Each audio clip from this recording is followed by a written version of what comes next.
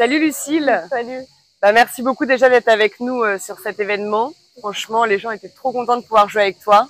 Écoute, c'est avec grand plaisir. Je n'étais jamais venue ici et puis quand je suis arrivée, le cadre super, l'ambiance superbe. Il y a beaucoup de gens qui sont là aujourd'hui. Donc franchement, avec grand plaisir d'avoir été là aujourd'hui. J'espère qu'on te reverra sur d'autres étapes. On en a beaucoup à venir encore. Oui, avec plaisir. Si l'occasion se présente, avec grand plaisir. On va parler un peu de toi. Du coup, est-ce que tu peux nous donner ton programme là pour la rentrée 2023?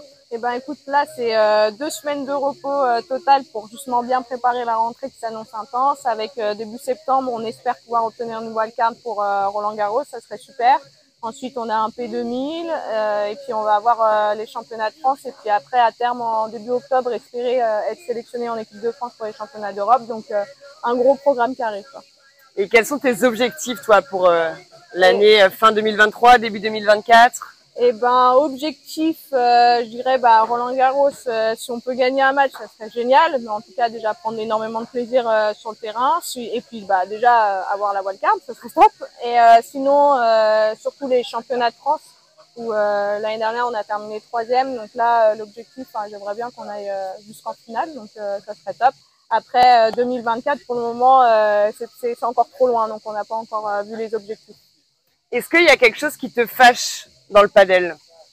Alors, ce qui peut me fâcher, moi je l'avais déjà dit la dernière fois, j'aime pas les personnes qui perdent leur humilité un peu, qui arrivent comme ça. Après, sinon, non, je suis quand même une personne assez calme et tout, j'ai pas grand chose qui va me fâcher, quoi. Mais c'est surtout les joueurs tennis qui arrivent et un peu en mode on est les meilleurs, alors que non, quoi, c'est pas le cas. Est-ce qu'il y a un coup spectaculaire au padel que tu apprécies vraiment, que tu joues? Quand j'étais à gauche, j'aimais bien sortir. C'est sympa, mais depuis que je suis passée à droite, c'est vrai que j'aime bien le par 3 longue ligne quand je suis vers la ligne où je me cambre un peu et que je fais un lift. C'est mon petit coup que j'aime bien, quoi.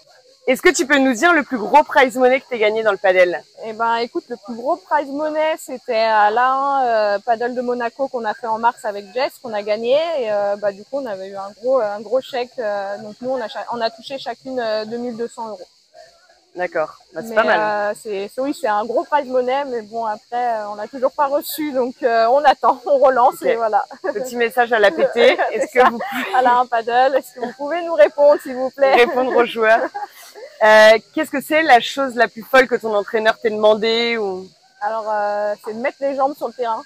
Ça peut paraître surprenant, mais en fait, il m'appelle le lampadaire. C'est vrai que des fois, je peux un petit peu me reposer sur mes acquis, donc mettre les jambes, c'est un petit délire entre nous. Salut François, si tu me vois. Promis, je mettrai les jambes maintenant. Est-ce que tu as une routine d'avant-match?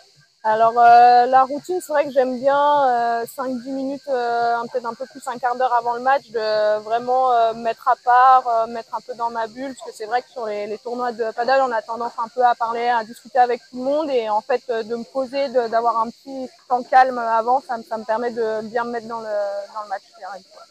Et justement, quand tu joues, est-ce que tu as un objet, un vêtement fétiche que tu mets à chaque fois ou...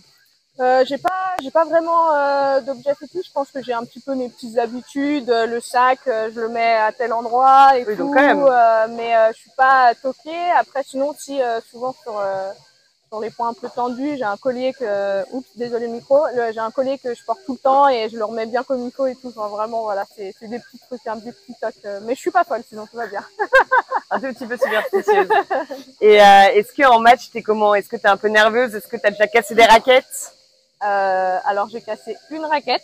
C'était sur un match, c'était sur une finale et en fait, j'arrivais pas trop à gérer mon émotion et je l'ai tapé d'énervement. Et en fait, c'est assez surprenant d'ailleurs parce que je suis une personne qui est en général très calme et le paddle, ça reste quand même une passion, mon petit loisir à côté. Donc, casser des raquettes, c'est vraiment, je suis pas bien, quoi. Mais ça m'est arrivé une fois et c'était la seule fois, je crois. Donc, une seule? Une seule. Bon, ça va, t'as pas battu le record, du coup. Ça va. Bon, merci beaucoup, Lucille, en tout cas. Et puis, j'espère te revoir très vite avec nous sur les événements. En tout cas, avec grand plaisir. Merci à toi.